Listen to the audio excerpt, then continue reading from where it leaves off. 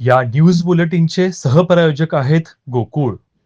मुरगुड आणि कागलच्या बहादर जनतेने नगरपालिका निवडणुकीत मंडले गटाचा सन्मान केला. त्याचप्रमाणे येणाऱ्या जिल्हा परिषद व पंचायत समिती निवडणुकीत कापशी गटाने गणात आपल्याकडून लढण्यासाठी इच्छुकांची संख्या सर्वात अधिक आहे.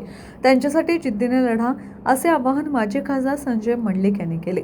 हसूर खुर्द येथे निवडणुकीच्या पार्श्वभूमीवर झालेल्या मंडलिक गटाच्या कार्यकर्ता मेळाव्यात ते बोलत होते.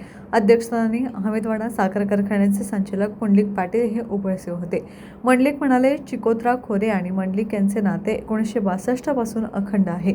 येथील जनतेने आपल्याला कायम साथ दिली आहे. येणाऱ्या जिल्हा परिषद निवडणुकीतही ताकदीने काम करायचे आहे. येथे आमच्याकडून लढण्यासाठी मोठी यादी आहे. न घाबरता लढा. चुकून अपयश आलेच तर त्यांना टप्प्याटप्प्याने कारखान्याला संधी देऊ. आता जुन्या जाणत्यांनी मार्गदर्शक होऊन नव्या पिढीला संधी द्यावी.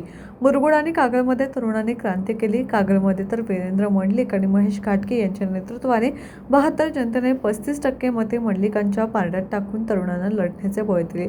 ॲडव्होकेट रवींद्र मंडलिक म्हणाले, येथे परमनंट आणि अमर कोणीच नाही. आता थोडासाच संघर्ष काळ राहिला आहे. पुढील 30 वर्षे चांगले दिवस येणार आहेत. जिल्हा परिषद पंचायत समितीला इच्छुकांनी लढण्याची तयारी ठेवावी. संधी दिली जाणार आहे. यावेळी धनाजी काटे, रंगराव भोसले, सुनील कोले, सुनील इंगवले, दत्ता तेली, लगमा कांबळे, सुधीर पाटोळे, जगदीश परीट, मारुती चोते, महेश घाटगे, जयसिंग भोसले, आर.डी. पाटील, सत्यजित पाटील यांनी मनोगत व्यक्त केले. यावेळी मुरगुड नगर परिषदेच्या नूतन नगरसेवकांचा सत्कार करण्यात आला. यावेळी अहमदवाडा साखर कारखान्याचे संचालक पुंडलिक पाटील, प्रदीप चव्हाण तसेच रामचंद्र सांगले, आप्पासाहेब तांबेकर, विश्वास कुराडे, आर.एस. पाटील, दत्तात्रय चौगुले, विजय भोसले, अतुल दिवटणकर आदी प्रमुख कार्यकर्ते उपस्थित होते.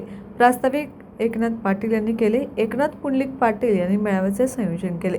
के.डी. पाटील यांनी सूत्रसंचालन केले. शिवाजी इंगोले यांनी आभार मानले. टीव्ही नेक्स्ट साठी मुरगुडहून सर्जराव भाट.